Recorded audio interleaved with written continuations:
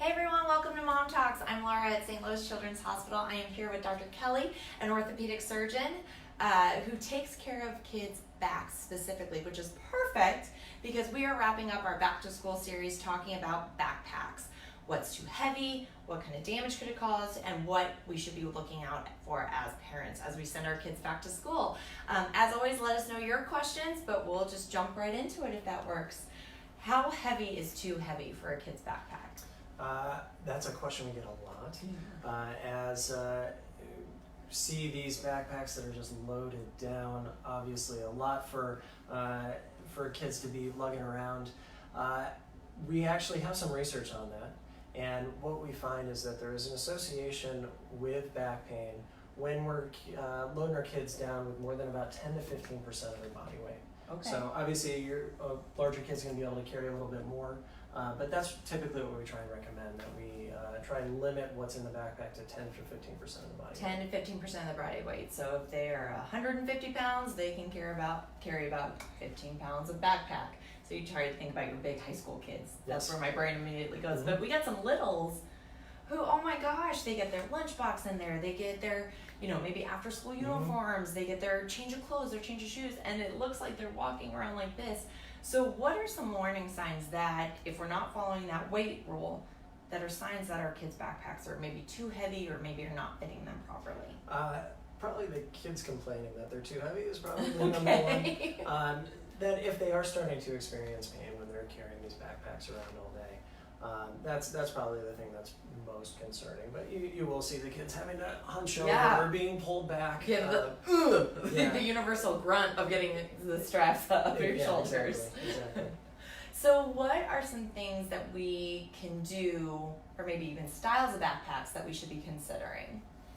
So there are a number of things that we can try to do to limit some of the weight. So anything extraneous we try and leave at home. So books that don't need to come with us, anything that's not school related, we try and leave out of the backpack. The backpack design itself, we want a backpack that we're going to wear over both shoulders. Okay. So not just slinging over one shoulder. I was going to say, so the one-sided or the crossbody bags? The both shoulders is going to be ideal. Both shoulders. Having a nice, well padded, wide strap is ideal, and then not wearing it slung real low, having it up closer to the back.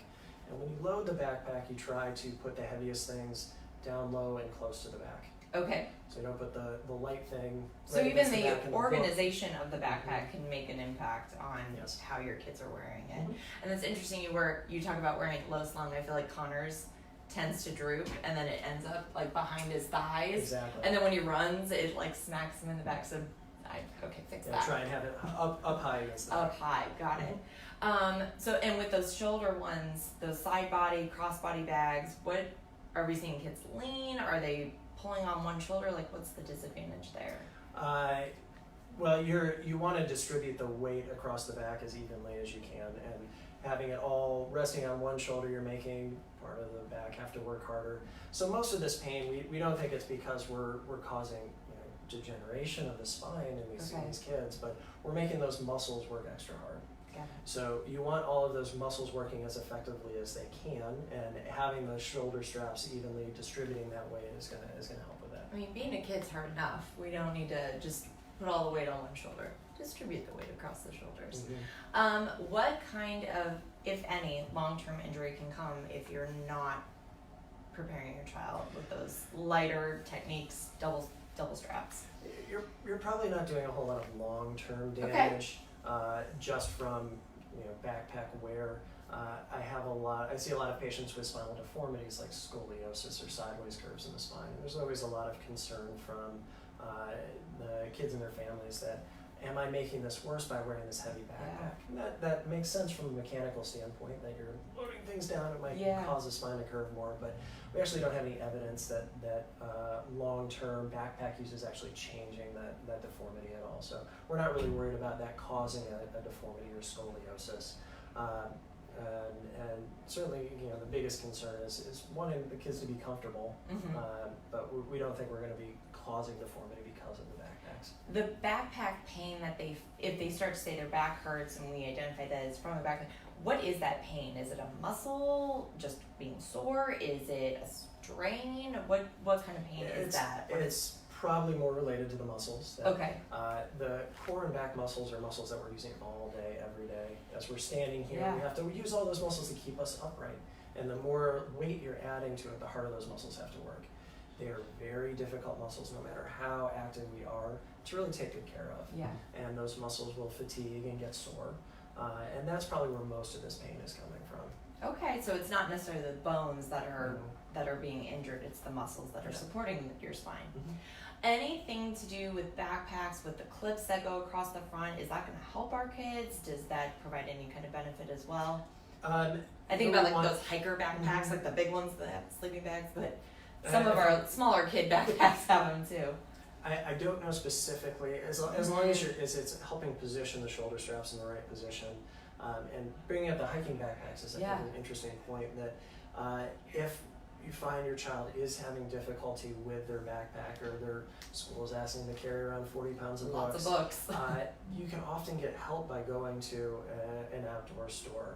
Oh. They're very good at looking at backpacks and fitting backpacks and trying to get the best pack for your child. So it might be just a different style of backpack can make Yeah. a huge difference on those muscles and how much they're carrying and how it's distributed. Sure. Rolling backpacks, pros, cons, anything we should consider? I found in talking with my patients that most schools don't Yeah. allow those. Yeah. As cool as they are, I as know. much as They're kids big. like to be They're wheeling big, they're those kind things of like around. tiny suitcases. So I think the only times that I've really seen kids using them is after surgery, when I can give them a note saying that Got they it. shouldn't be using them. If your school allows them, obviously you're taking that weight off the child's back. If it's really bothering them, that's a great option. Yeah. But I found that it's usually not allowed in schools. Doctor's orders. Yeah. Only rolling suitcases when you're allowed The kids to. would never use those. though, Yeah. if they have the choice, it's going to be one shoulder, low slung. Well, and you always think about, like, I think, again, I go to our high school kids, I think about my nephews who have baseball practice after school and they're going to scouts and they've got this, so they've got a backpack and then they've got their baseball bag and they're like Mhm. loaded up like donkeys going down to the Grand Canyon. Mhm. Anything we can do as parents to kind of help them with that or just moderate it. You carry all those bags for them at There school. you go, that's obviously it. Lug those books around. I think the other important thing to sort of keep in mind is that while back pain in children is something that is very common, we want to be aware of things that might be red flags, that are symptoms of maybe atypical pain, something that isn't necessarily related to the muscles. So pain shouldn't be constant. You shouldn't really be having pain at rest. So when you're carrying your backpack or you've been really busy, having pain then is pretty typical. But if you're having pain at rest, that's concerning. If you're having pain that's waking you up in the middle of the night, that should be concerning. If we're having fevers or chills or something that we can't explain, that's another more worrisome Something you sign. wouldn't associate with Yeah. just a sore back. And then anything that makes you concerned about the nerves, numbness, tingling, pain that goes down the legs, weakness, or problems going to the bathroom, losing control, incontinence, those are more worrisome signs and are symptoms of something more than just the typical pain that we're usually dealing with. And that's when you call the pediatrician. And that's, don't sit on that, make sure someone hears about that. Because when you say pain shouldn't be constant, it's Mhm. one thing to be like, oh, it's been a long day, I feel like I've slept this bad for Exactly. hours. That's different. That's very different. Gotcha. Anything we haven't touched on that maybe you get asked a lot this time of year?